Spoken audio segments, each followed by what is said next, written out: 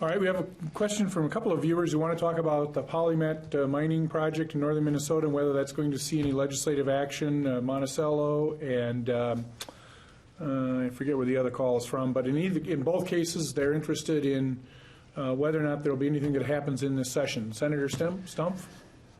Well, I don't sit on any of the committees that actually take it up, so I'm not probably a good person to give you the latest update. But I think the information that I do have is that there's been an awful lot of resources invested in trying to seek the permits and the approval to go ahead.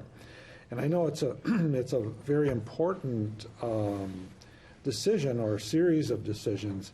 This afternoon I was visiting with somebody or a group of people that wanted to build a road in their community. And they said they had a little low ditch that they wanted to go through. And they had to get 9 permits before they could even start scraping the ground. And so I understand the need to be sure our environment is protected, but yet I do appreciate as a farmer that there has to be a time when you've got to go out and get the work done and move forward. And so I guess that's my feelings about Polymet. The decision has to be made.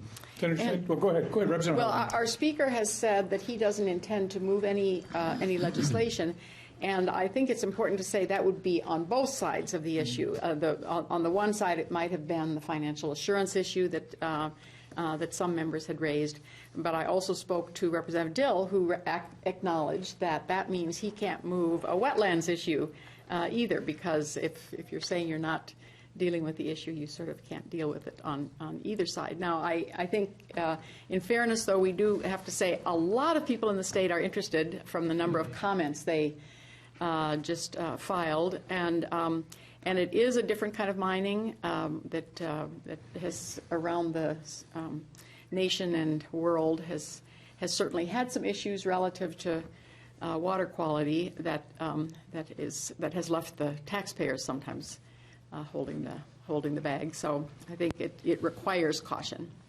Representative Dean, any thoughts on this?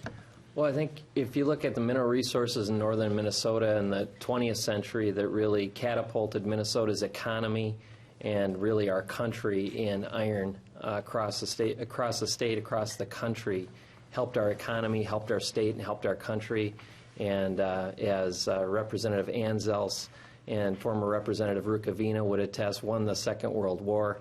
I've heard that speech many times, and it's a true thing. And it means stuff, and jobs in northern Minnesota are harder to come by, and we've got a lot riding on that. And the mineral resources that we have could fuel a 21st century economic recovery for northern Minnesota, mean a lot of jobs and a lot of money for the state of Minnesota and for moving forward. So I certainly hope it's a priority, and I hope it's not being just held back by a very few number of environmentalists who have good hearts, but also probably more political clout relative to those jobs. I know there's a lot of families that are struggling up there, and that economy is very fragile right now. So we're very concerned about it. We certainly hope it moves forward. If you hear the comments from northern Minnesota, from Democrats and Republicans, they say we need jobs, and this is how to do it. Well, our bonding committee, interestingly, and I'm not remembering if you were with Senator Stump, but we stopped at Polymet 2 or 3 years ago as we were traveling the Northeast, and so I had a chance to see it firsthand. And it's a former mining site, not particularly pristine anymore, but growing back, and you got all this wealth in the ground. They say, some people say, equal or greater than North Dakota in terms of overall prosperity and opportunity, and so I think you have to look at that. I happened to attend a couple of, I don't know, say a month ago, a large public hearing down at the River Center. 2,300 people there. I've never seen a public hearing that big in my life. And it went on for 3 or 4 hours of testimony. But I guess I feel this. I think you can put in place the engineering controls and the financial insurance mechanisms to make that work. There has to be a will, obviously, and there has to be some level of understanding amongst all involved, but I think you can make it work, and you can put enough monitoring in place through the permit system to allow this thing to go forward and monitor it continuously, put in place the financial assurance mechanisms, and I just think that's an opportunity we ought to take advantage of. One of the things I learned from a retired miner from northern Minnesota, one of the first times I heard him speak, he said, Google resource curse. And I did. And all of the research came up on what happens when you depend on one industry. And in a resource-rich area in the state or the nation or the world, the economic line is flat.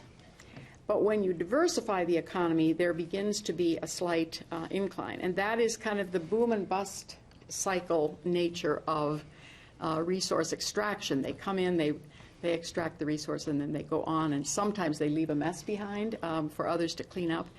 And so the question that I think some are concerned about in terms of this mining is it is roughly 20 years of jobs for potentially somewhere between 200 and 500 years of water treatment, because that seems to be what those early environmental statements are suggesting.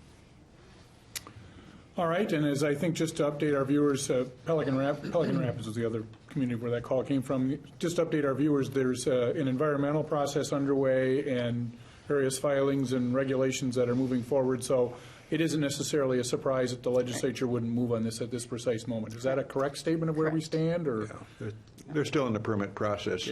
I'll never forget this because it was so profound. A couple of years ago when they were up there, they mentioned they'll probably have $40 million invested into their permit before they find out whether this can go forward or not, but the value is still there.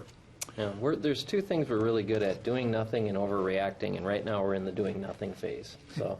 So we'll see how the process unfolds. My guess is we'll have a chance to talk about this next week and the weeks that follow. Anyway. Unfortunately.